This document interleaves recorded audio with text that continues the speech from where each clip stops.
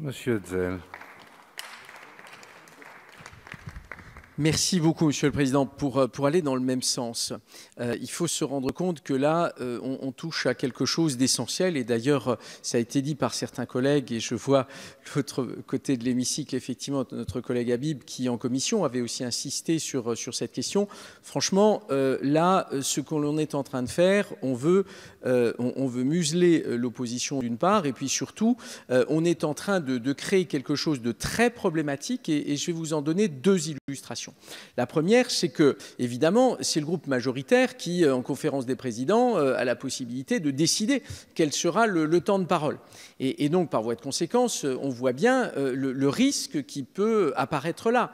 Et lorsque l'on réduit le temps de parole de l'opposition, qu'est-ce qui va se passer? Eh bien, ça se passera ailleurs qu'au Parlement. Et donc, on n'aura rien gagné parce qu'en réalité, les débats vont se dérouler ailleurs, devant les médias, les réseaux sociaux. Et donc, c'est un affaiblissement du Parlement. Par ailleurs, la question de dire un orateur par groupe. Mais enfin, quelle idée! Il faut bien effectivement être de La République En Marche pour imaginer cela. Nous ne sommes pas des blocs monolithiques. Et d'ailleurs, évidemment, lorsque je me suis présenté il y a 2 ans, sur mon affiche figurait le logo des Républicains parce qu'il faut une clarté vis-à-vis de nos concitoyens. Mais je m'exprime toujours ici en mon âme et conscience. Et en tout cas, je pense que tous les députés le font. Et donc, vouloir réduire l'argumentation à un argument par groupe, mais enfin, c'est singulièrement baroque.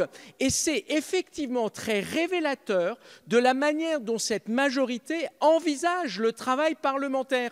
Et on le voit bien, effectivement, il y a un grand chef, Jupiter, et une seule expression de parole. Ça n'est pas comme ça que nous envisageons le travail parlementaire, parce que ça n'est plus un parlement, on s'oriente, et je pèse mes mots, vers une dictature en procédant de la sorte.